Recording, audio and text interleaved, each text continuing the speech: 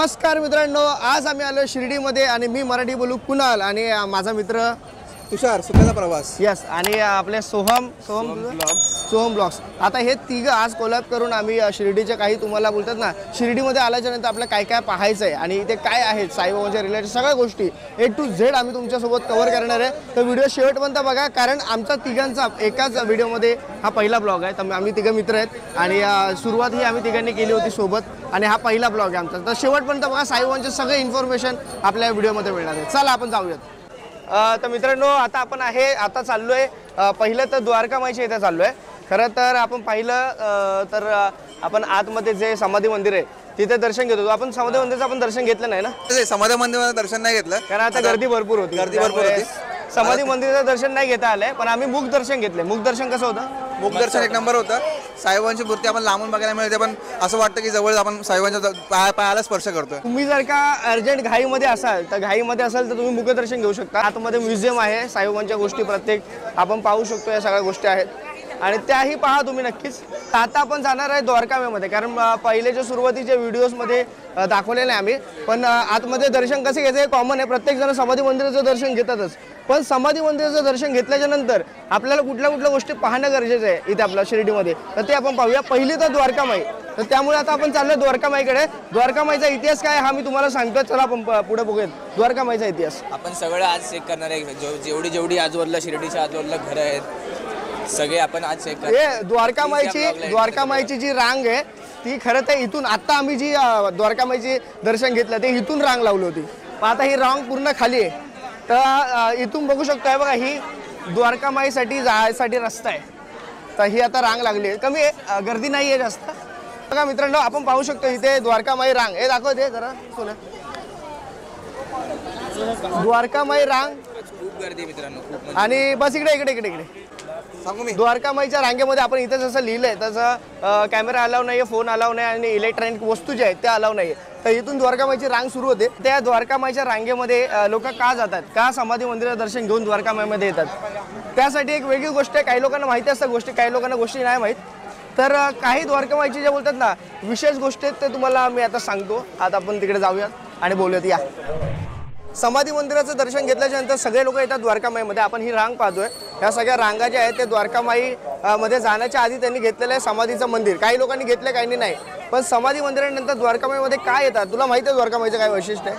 द्वारकामाईमध्ये आपल्या साईबाबांनी समाजकार्य चालू केलं. तर आपलं पूर्ण आयुष्य द्वारकामाईमध्ये पूर्ण एंडपर्यंत घालवलं आहे द्वारकामाईमध्ये. तुला काय माहिती आहे द्वारकामाईबद्दल? मी आत्ता बघितलं, जेव्हा मी आतमध्ये दर्शनाला गेलेलो तेव्हा बघितलं की साईबाबांनी जी आधी धुनी जी पेटवलेली है ना, ती आत्तापर्यंतही तशीच आहे. ते कधी ती आग म्हणजे ती जी धुनी आहे ती कधीच संपत नाही है ना. मी आत्ता बघितलं आणि ते खरं आहे. म्हणजे नक्कीच. आता ह्या ज्या गोष्टी हा सांगतो, म्हणजे ह्या लोकांनी जे सांगितलं द्वारकामाईबद्दल त्या गोष्टी आहेच, बऱ्याच लोकांना त्या माहिती आहे. पण द्वारकामाईची विशेषतः गोष्टी अशी आहे की एक बोलतात ना, आता 105 वर्ष पूर्वी म्हणजे साईबाबा जेव्हा होते तेव्हा प्रत्येक बोलतात एक अजब गोष्टी, ज्या अविस्मरणीय गोष्टी असतील, ज्या बोलतात ना आश्चर्यजनक गोष्टी असेल, ह्या सगळ्या गोष्टी द्वारकामाईमध्ये घडल्यात. खूप चमत्कार झाले द्वारकामाईमध्ये. आपल्या सगळ्यांना साई चित्रपट पाहिलं किंवा साईबाबांचे चित्रपट पाहिलं तर तुम्हाला कळेल द्वारकामाईमध्ये नक्की काय.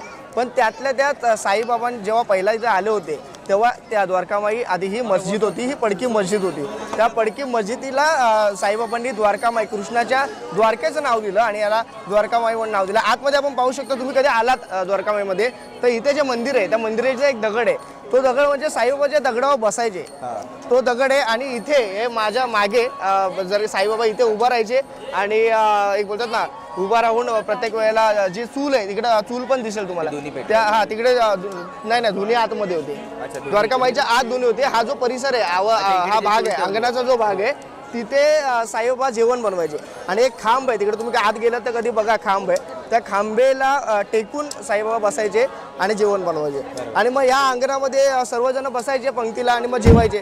त्या सगळ्या गोष्टी. आणि एक बोलतात ना एक वेगळं साईबाबांचं घर म्हणून द्वारकामाईला ओळखलं जातं. तर तुम्ही कधी द्वारकामाईमध्ये आला तर नक्की दर्शन घ्या. आणि ही धुनी जी आहे, जी अखंड धुनी आहे, ती आजपर्यंत जळते. साईबाबांनी तेव्हा पेटवली होती ती. त्याचा वर आपण पाहू शकतो, हे जे धुनी आहे त्याचा पूर्ण जो फ्लो आहे तो पूर्ण जातो, चिमणी जशी असते तशी. तर नक्की द्वारकामाई आले. ह्या काही गोष्टी मी ज्या सांगितल्या त्या नक्की पहा. आता आपण पुढे जाऊया चावडीकडे. या चावडीकडे या. चावडीकडे प्रेरणा पाटील तर मित्रांनो द्वारकामाईमधून आपण आल्याच्यानंतर 2 मिनिटं जरा यार बड़ा बेकार रहता आदमी है उधर से निकल जाना भाई। द्वारकामाईमधून आपण आल्याच्या नंतर इथे येतो. इथे आहे चावडी. इकडे या चावडी. आपण चावडी काय आहे त्याचं वैशिष्ट्य काय आहे ते आपण पाहूया. या इकडे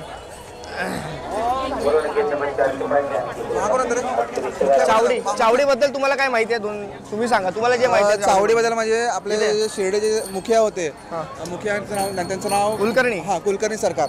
कुलकर्णी सरकार इथे सभा भरवत होते. म्हणजे गावामध्ये काही चोरी झाली, काही प्रकारचं कुठलं कार्य होत असेल म्हणजे चुकीचं कार्य, ते चावडी भरवत सभा भरवत त्यांना शिक्षा वगैरे करणे, अशा प्रकारचं कार्य इथे चालत होतं. अच्छा, म्हणजे गावची जी बोलतात ना बैठक वगैरे होणार असेल. एक मिनिट काका, जरा चालू आहे व्हिडिओ. यार क्या कर रही बेबी, उधर से निकल जाओ, एक मिनट गाड़ी निकल जाएगी. व्हिडिओ चालू आहे आमचा. प्रत्येक गावात हा, तर चावडी जसं सांगितलं प्रत्येक गावात असते चावडी. तसेच इकडे पण एक चावडी, म्हणजे लोकांची काय समस्या असेल किंवा तर ते इथे त्याचं समाधान व्हायचं समस्या. मित्रांनो, चावडीचा असा दुसरा इतिहास आहे की साईबाबांनी शेवटच्या काळात त्यांच्या द्वारकामाईमध्ये तर वर जे बोलतात ना, साईबाबा झोपायचे द्वारकामाईमध्ये वर, तर वर तिकडे कोणीच जाऊ शकत नाही. साईबाबा कसे झोपायचे काय माहिती नाही. ती एक वेगळीच वर झोपायचे साईबाबा द्वारकामाईमध्ये. एक पलंग होता, पलंग नाही, खूप उंच होता तो. खरं तर त्यावर चढायचे कसे हेच लोकांना माहिती नाही साईबाबा. आणि तिकडे झोपायचे म्हणजे खूप कमी गोष्ट माहिती. आणि साईबाबा आपल्या शरीराचे तुकडे करून एक इथे एक तिथं असं द्वारकामध्ये ठेवायचे. आणि काही लोक असे यायचे ते घाबरायचे पण. आता दुसरी गोष्ट, जेव्हा शेवटच्या क्षणात साईबाबा इथे राहायचे आणि इथे बोलतात ना की भरपूर काळ त्यांनी द्वारकामाईनंतर शेवटी इथे काढला होता. आणि तेच आपला चावडी आहे. इथे तुम्ही कधी आला तर चावडीचं नक्की दर्शन घ्या. आणि चावडीसाठी एक लेडीजसाठी रांग आहे आणि जेंट्ससाठी एक रांग आहे. तिथून नाही बोल चावडी. एक सांगायचं झालं तर ह्याच्यामध्ये मी ॲड करतो की म्हणजे पूर्वीच्या काळामध्ये जे कुलकर्णी सरकारचे नोकर होते, म्हणजे कर्मचारी असतात, त्यांना साईबाबांचं तुटलेल्या शरीराचं दर्शन झालं होतं. त्यांनी असं बघितलं होतं, तर ते एकुलते एक होते की त्यांना असं तुटलेला पण ते गेले नव्हते. कारण जर का विचारलं, पोलिसांना सांगितलं की असं झालंय, तर मग पहिला जो गुन्हा बघतो त्याच्यावर त्याला पोलीस लोक मग प्रश्न विचारतात, कारवाई होते. तर त्याच्यामुळे घाबरून सांगायच्या, मग दुसऱ्या वर्षी परत यायचे तर साईबाबा जिवंत असायचे. अशा भरपूर गोष्टी आपण चित्रपटात देखील पाहिलं असेल. खूप किस्से आहेत असे. आता ह्या चावडीच्या समोर आपण पाहतो इथे बघा, हाजी अब्दुल बाबांची झोपडी हे दाखवते. ही आपले अब्दुल बाबा जे आहे त्यांची झोपडी आहे. त्या झोपडीचं देखील एक वेगळं वैशिष्ट्य म्हणजे साईबाबांचे गुरु म्हणजे साईबाबांचे भक्त जे होते, बाबांचे अब्दुल बाबा जवळचे भक्त, तर त्यांचं घर जे आहे ते चावडीच्या समोरच. बाबांच्या जवळ किती होते ते आपल्या त्या घरामधूनच दिसतं. तर बाबांची झोपडी कव्हर करूया थोडी.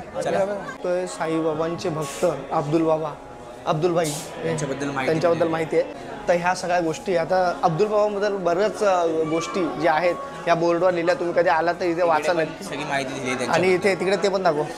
हे घर आहे त्यांचं, अब्दुल बाबांचं जुनं घर आहे. ते आत्ता कुठे बनवलं आहे. आधी थोडंसं पडकं होतं, आता बनवत आलं.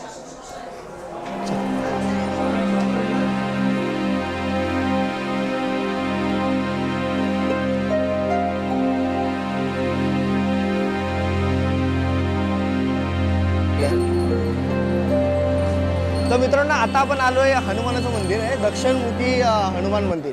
ह्या मंदिराचा इतिहास असा आहे, तर हनुमानाचं मंदिर हे साईबाबा असताना अस्तित्व होतं. ते मंदिर हे आहे. आणि जिकडे साईबाबा अभंग करायचे, कीर्तन करायचे पूर्ण गावाला घेऊन, त्यात हिंदू मुसलमान दोन्ही सोबत असायचे. आणि ते लोक एकत्र मग इथे मंदिरात कीर्तन असायचं. दर गुरुवारचं आय थिंक कीर्तन असायचं. आणि त्या कीर्तना माध्यमातून सर्व गाववाले एकत्र यायचे, हिंदू मुसलमान. आणि मुसलमान देखील यायचा कीर्तन करायला, तर मोठी गोष्ट आहे. आणि आणि त्यावेळेचं हनुमानाचं मंदिर. आणि असं बोलतात की हनुमान कोणाचं रूप आहे, तर ते साईबाबाचं आहे. म्हणजे हनुमानाने बोलतात ना रूप घेतलेलं साईबाबांचं. हे भरपूर पुस्तकामध्ये आहे, भरपूर कथेमध्ये. तुम्ही जर का ऐकलं असेल, तुम्हाला माहीत नसेल तर तुम्हाला सांगतो. दत्तगुरूंचा अवतार म्हणजेच बोलतात ना की साईबाबा आहेच, पण हनुमान हे देखील दत्तगुरू आणि हनुमान या दोघांचे मिळून अवतार साईबाबा आहेत. तर ही गोष्ट आहे मित्रांनो. तुला काय माहिती आहे या मंदिराबद्दल? मला आता तुझे बोलला त्यातून कळतंय की म्हणजे लोक धर्मावर काही नव्हतं, सगळे एकत्र येऊन इकडे कीर्तन काही असू दे, देव परंपरा ते सगळे पार पडायचे. तू कधी काय? मी असं ऐकलंय की इथे जे गावातले लोक प्रसाद आणून द्यायचे, ते प्रसाद साईबाबा स्वतः वाटायचे त्यांना, त्यांच्या हस्ते. साईबाबांच्या हाताने प्रसाद त्यांना पूर्ण गावाला वाटायचे. बरोबर. तर असा एक बोलतात साईबाबांच्या काळामध्ये मंदिर होतं हनुमानाचं. आणि प्रत्यक्ष साईबाबांनी ज्या हनुमानाची पूजा केली असं हे मंदिर आहे. तर मित्रांनो कधी आलात तर हे द्वारकामाईच्या मागे आणि हे चावडीच्या मागे हे त्रिकोण मंदिर त्रिकोण बोलू शकतो असं हनुमानाचं मंदिर चावडी आणि द्वारकामाई. तर तुम्ही नक्की या इथं व्हिजिट करा.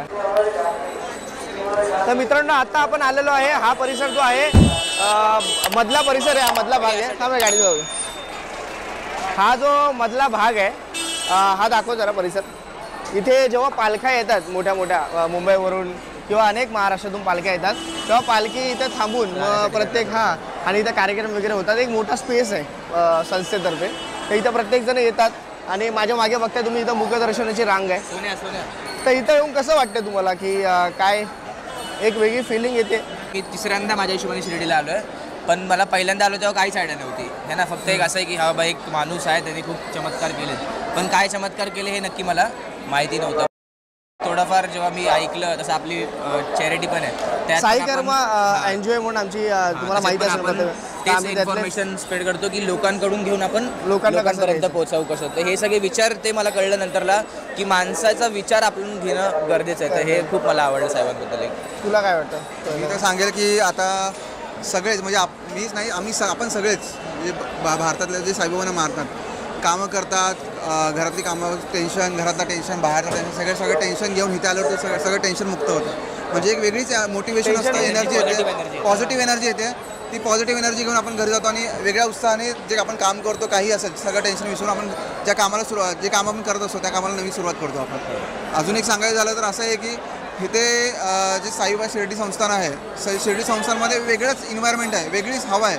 असं बोलतो इथे स्वर्गाची जो ऑक्सिजन आपण घेतो स्वर्गात नाही अरे हवा म्हणजे शिर्डीतली हवा असं पण बोलू शकतो आपण. नक्कीच. आता आणि दुसरी एक गोष्ट संस्थेतर्फे आपल्याला भरपूर काही आता जसं की तिथे त्या साईडला तिकडे जरा दाखव, कॅमेरा दाखव तिकडे त्या साईडला तिथे चहा कॅन्टीन टी म्हणून तुम्हाला दिसत असेल तर चहा कॅन्टीन टी सेकंड झोन. तर मित्रांनो अशा प्रकारे आपण पाहतो इथे चहा 2 रुपयाला, कॉफी 3 रुपयाला, दूध 3 रुपयाला अशा सगळ्या स्वस्त गोष्टी आहेत.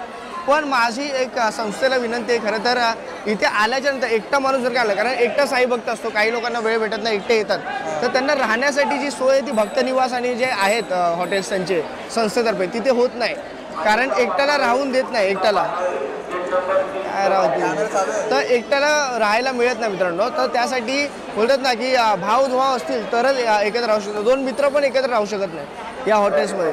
तर मला असं वाटतं संस्थेने याचा कुठेतरी विचार करून आपण एकटेच येत असे. आता साईबाबा बाबांच्या दर्शनाला तेव्हा एकटेच यायचे, पण बाबा त्यांना स्थान द्यायचे, द्वारकामध्ये झोपायला द्यायचे. इथे आपण का असं हे करतो की एकटा आला तर त्याला रूम नाही मिळणार आणि मग मित्र नाही पाहिजे, भाऊच पाहिजे. त्या सगळ्या गोष्टींचा मला वाटतं कुठेतरी विचार केला पाहिजे. आणि तसं का तशा पद्धतीचे काही कारणं असतील म्हणून ते रूळ असतील तर त्याच्या खोलवर जाऊन अभ्यास करून त्याच्यावर थोडंसं काय बोलतात ना काय करता येईल, कारण उपाय तर काढावाच लागेल. नाहीतर मग आपल्याला बाहेर पैसे देऊन रूम घ्यावे लागतात. 500-500 रुपये एका रूमला द्यायचे, तेवढी ऐपत नसते.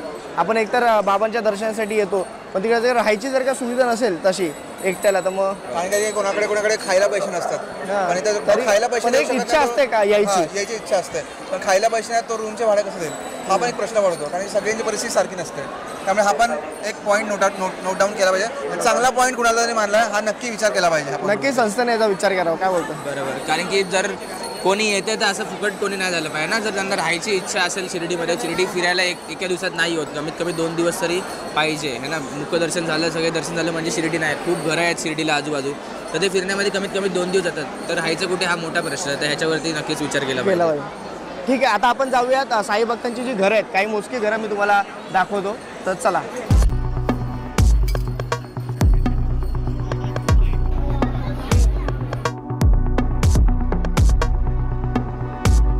इथे साईबाबा उभं राहायचे आणि भिक्षा मागायचे. श्री साईबाबा गावात 5 घरे भिक्षा मागत. प्रथम इथे येऊन उभे भिक्षा घ्यायचे. मित्रांनो आता आपण पाहू शकतो, आपण आता आलोय स्वर्गीय बयाजी आप्पा कोते पाटील शिर्डी असं लिहिलं आहे या घरावर. आणि खरं तर हे आपण पाहिलं तर आपल्या इथे कळतं हे दाखव की साईबाबा आपल्या भिक्षा मागण्याची सुरुवात 5 घरात भिक्षा मागायचे आणि त्या घराची सुरुवात पहिलं भिक्षा मागण्याचं घर हे असायचं आणि इथे उभं राहून साईबाबा भिक्षा मागायचे. हे आपल्याला इथे उभं हे असतं ह्याच्यामुळे तर त्याच्यामुळे आपल्याला कळतं इथे साईबाबा ह्यांच्या घरी साईभक्त बयाजी आप्पा कोते पाटील यांच्या घरी उभं राहून भिक्षा मागायचे. आणि सगळ्यात महत्त्वाची गोष्ट मित्रांनो, तुम्हाला काय माहिती आहे बयाजी पाटील यांच्याबद्दल? नाही, यांच्याबद्दल काय माहिती तर तुम्हाला मी सांगतो, जेव्हा साईबाबांनी शेवटचा श्वास घेतला तेव्हा बयाजी कोते पाटील यांच्या मांडीवर डोकं ठेवून त्यांनी शेवटचा श्वास घेतलेला आहे. तर म्हणजे साई भक्तामधले एक बयाजी पाटील मोठे. बायजामाचं घर आहे? नाही, हे बयाजी पाटील आहे. म्हणजे त्याच्यावर नवराच आहे का? नाही, हे वेगळे आहेत. बायजामा वेगळे आणि बयाजी वेगळे. ओके, कळलं? तर बयाजी कोते पाटील हे वेगळे आहेत. बायजामाचं घर, आता बायजामाचा विषय आला तर मित्रांनो इथं सरळ या पुढे. इथे बायजामाचं घर हे बघा, ही गल्ली आहे. इथून दाखव रे, इथं असे इथून सरळ आपल्याला ते जे घर दिसतंय इकडे या इकडे सरळ द्या. हे बायजामाईचं घर आहे. म्हणजे साईबाबा ज्यांना आई म्हणायचे असे आपले बायजामाई, हे त्यांचं घर आहे. आपण आतमध्ये जाऊन शकत नाही, व्हिडिओ काढू शकत नाही. इथे पुढे हां, हे जे दिसतंय जिथे ते झाड आहे बरोबर, ते झाड जे काय आहे ते बायजामाईचं घर. इथे बाबा येऊन उभा राहायचे या झाडाच्या इथे आणि भिक्षा मागायचे. आणि हे बायजामाईचं घर आहे जिथे साईबाबा रिअल आहे काय सगळं? हा खरंच उभा राहून भिक्षा मागायची काय आतमध्ये? तर असा हा इतिहास आहे. आणि बोलतात ना, ह्या घरामध्येच साईबाबांनी बायजामाईंना जिवंत केलं होतं या घरामध्ये. त्यांचं लहानपण सगळं इकडेच गेलं. लहानपण कोणाचं? साईबाबांचं? नाही, लहान साईबाबा लहान असं इथं नव्हते. चांदवी आपल्या त्यांच्या भाचेच्या वरातीमध्ये साईबाबांना घेऊन आले शिर्डीमध्ये. तेव्हा साईबाबांचं वय साधारण 24-25 वर्ष होतं. तेव्हा साईबाबा इथे आले. त्याच्यानंतर मग शिर्डीमध्येच राहिले ते आयुष्यभर. आणि मग हे बायजामा यांच्या घरी इथे येऊन उभा राहून भिक्षा मागायची.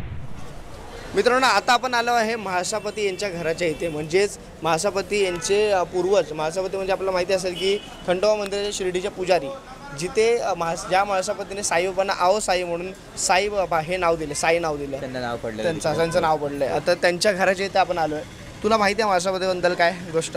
म्हणजे मी जेव्हा पण काय बोलतात ना खंडोबाबद्दल ऐकलंय तेव्हा पण त्यांचं खूप म्हणजे त्यांचं काय बोलतात पुजारी टाईप होते त्या काळात. ते पुजारी पंडित होते. तुला काय माहिती आहे महासापती? मला हे माहिती आहे, जेव्हा साईबाबा जेव्हा पहिल्यांदा शिर्डीत आले होते तेव्हा त्यांना साई नाव हे महासापतीने दिलं होतं. आओ मेरे साई असं बोलले होते.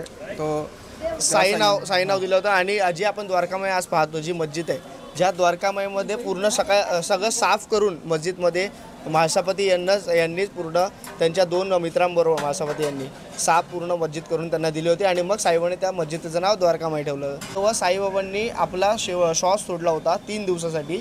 तेव्हा साईबाबांनी आपल्या महासापती यांच्या मांडीवर डोकं ठेवलं होतं आणि साईबाबांनी सांगितलं होतं माझ्या या शरीराला तुला जपायचं आहे. तर 3 दिवस काही न खाता काही न पिता महासापती यांनी साईबाबांचं शव जे होतं ते सांभाळलं होतं. तर खूप एक मोठी भूमिका आहे साईबाबांच्या या पूर्ण जीवनकालामध्ये महासापती यांची.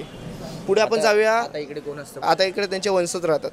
ते सगळे आहे, त्यांची पिढी आहे, 4थी पिढी राहते. आता पुढे आपण जाऊया लक्ष्मी शिंदे यांच्या घराचे. ते लक्ष्मी शिंदे कोण आहेत, काय आहेत ते आपण पुढे पाहूयात. चला मित्रांनो, आता आपण आलोय लक्ष्मी शिंदे यांच्या घराजवळ. आता लक्ष्मी शिंदे कोण होते, काय होते, सगळ्या गोष्टी सांगणार आहेत. चला आपण पाहूयात. या माय मागे या. इथे लक्ष्मी शिंदे यांचं घर आहे. लक्ष्मी शिंदे कोण होते या सगळ्या गोष्टी मी तुम्हाला सांगणार आहे. लक्ष्मी शिंदे यांचा काय बोलतात साईबाबांची सगळ्यात जास्त काळजी जी आहे ती लक्ष्मी शिंदे यांनी घेतली होती, आहे ना, तुम्हाला माहिती आहे. आणि साईबाबांचं सगळं द्वारकामाई साफ करणं किंवा सगळ्या गोष्टी असतील ते लक्ष्मी. आणि साईबाबांचे खूप जवळचे एक बोलतात ना भक्त लक्ष्मी शिंदे. आणि साईबाबा असं बोलले देखील होते की शेवटी जाताना की तू माझ्यासाठी खूप केलंस, मला तुझ्यासाठी काहीच करता येत नाही, त्यासाठी मी तुला ही माझी 9 नाणी देतो. आणि तिची काय 9 नाणी साईबाबांनी दिली होती ती आत्ताही त्या घरामध्ये आहेत. ते आपण पाहूया. या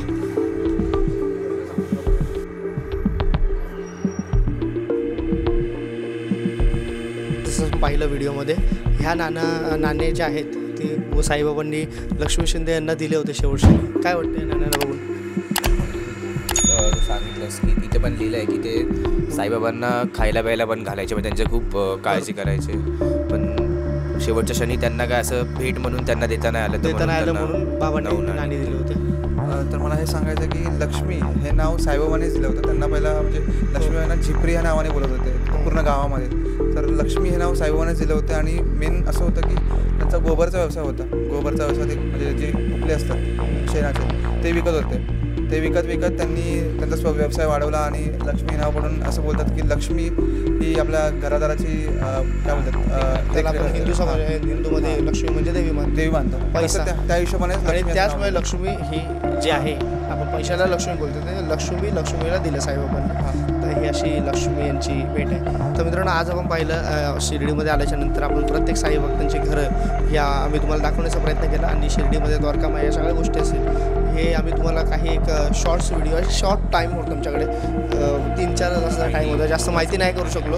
या व्हिडिओला चांगला रिस्पॉन्स आला तर एक डिटेलमध्ये आपण व्हिडिओ बनवूयात. त्यासाठी मग आपण शिर्डीमध्ये येऊयात एक दिवस आहे ना. नक्कीच आणि खूप चांगला तो अनुभव घेऊयात. आणि अजून तुम्ही सांगा शिर्डीमध्ये आम्ही तुमच्यासाठी कुठला व्हिडिओ बनवू. काही गोष्टी माहिती आहेत ते कमेंट करू शकतो. तर व्हिडिओ आम्ही इथेच थांबवते. तुर्तास मी तुम्हाला सांगतो आज तिघेजण आम्ही एकत्र येऊन हा व्हिडिओ बनवला आहे. खरं तर मी मराठी गुरु यूट्यूब चॅनलवर तुम्ही मला पाहता. सुखाचा प्रवासमध्ये तुम्ही मला बघितला असेल आणि आपले सोहम ब्लॉग. तर नक्की आमच्या या सगळ्या चॅनलला सबस्क्राईब करा. तुम्ही जर का माझ्या चॅनलवर पाहताय तर ह्या दोघांच्या चॅनलच्या ह्याच्या चॅनलवर पाहताय आमच्या दोघांच्या चॅनलवर या ह्याच्या चॅनलवर जाता आमच्या दोघांच्या. तर असा एकत्र यस. आणि साई कर्म प्रतिष्ठा म्हणून आमचा एन्जॉय त्याला देखील पाठिंबा द्या. आम्ही तिघाशी एकत्र काम करू आणि आमच्या तिघांचं एकत्र हा ब्लॉग आवडला असेल तर नक्की सांगा. आम्ही पुढे तिघं एकत्र काम करू. नक्कीच. तुर्ता संपतो. ओम साईराम.